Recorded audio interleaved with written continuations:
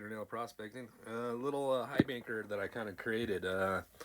So I found a couple pieces out in this back area back here at my sister's place. An old heat shield for a heater. A great top for a hopper for a sluice. Highbanker.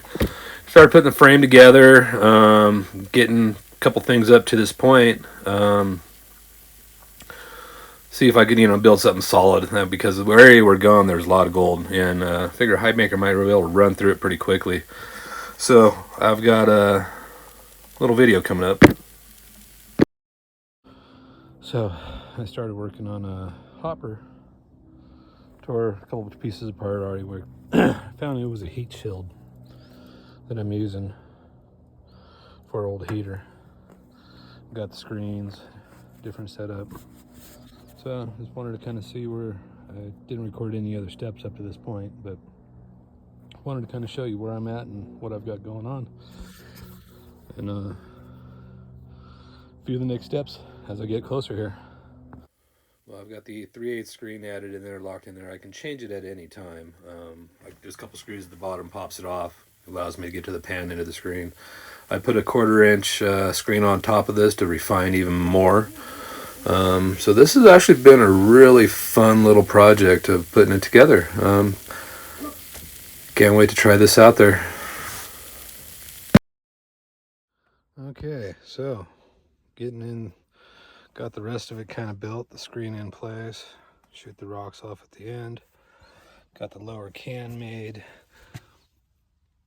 As you can see, it all drops down in. I just put this in here just to check. But that's the lower can, how it drops in. Sides to help control the water coming up underneath. So now I just got to figure getting the piping added into this part of it. Right here, I'm going to add another little bar coming across right here for support wise for these side flanges. But that's where I'm at so far for my Highbanker.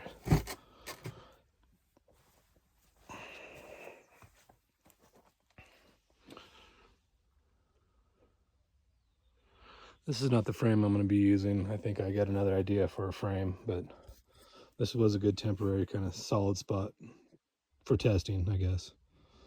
Which I'll find out if I get the pump going and water going here. We'll see if it works. Okay. So now I added in the pipe today. Got that all situated. So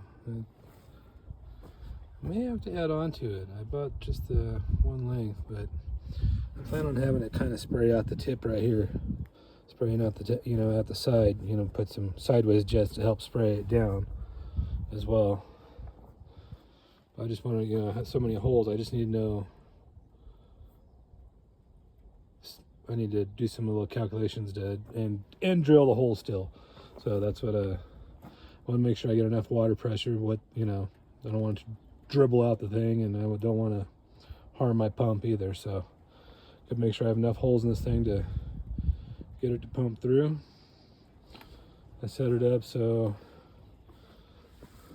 bilge pump hose can attach right to it. I was looking for a valve set up to kind of help control it, so that's why it's piped so long right now. So that's what I've got set up.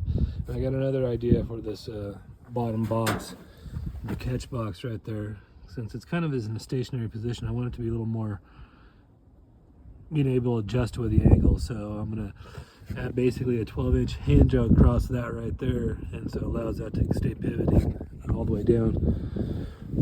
So that's where I'm at today. It's kind of rainy, so it's been raining like this for a couple days, and it's kind of hard to get some stuff done, but been getting some stuff done.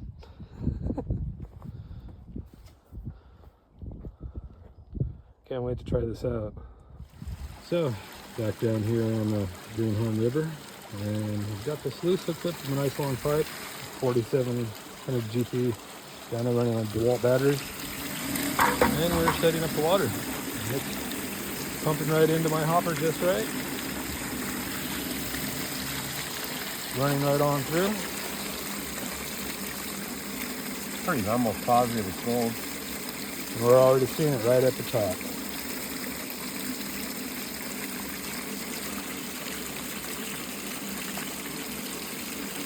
Out here with my brother Ray today down here on the Greenhorn, and we're both trying this thing out and see how well it works. Seems to be flowing nicely right on down. Yeah, hopefully it went in the pocket. No, there's some right here. That's a different one. Oh, it looks like it just went up into the pocket, didn't it? No, no, it's right there. I wonder if I can push it into the pocket. So that's 2 chunks of gold in that first bucket. Yeah. 1 bucket in. Oh yeah, there's some right there. There's some right there too in that black sand. There was. Yeah. It should swing. The little swirls pulls it up into that area. Okay, so I actually added on my second sleeve, the smaller one with a micro, just to see if we were getting anything, we were losing anything. And right now, we're not losing anything. There's nothing getting past this mat right here.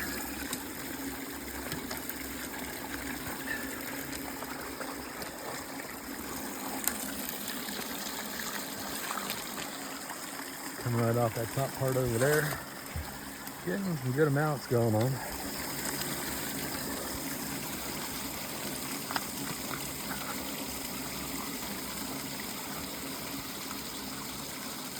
Pump seems to be going. I had to turn it down. We heated up the first part of it with my 60-volt battery. We'll see how long that runs with a 60-volt battery.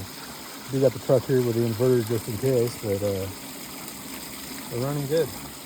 Okay, we've been out here for a while. We've gone through probably about 16 buckets or so. Getting down quite a ways. Show you this full pile. There's what we got going for a pile of rocks with being left over. So the tailing piles busted through once. I had to patch it just so it wouldn't keep going out there. Venting off nice and slow. Did add the overspill, but it did catch actually a couple flakes, which was kind of amazing. Which is a good thing we added that on there. It's probably me overflowing it with so much sand. But I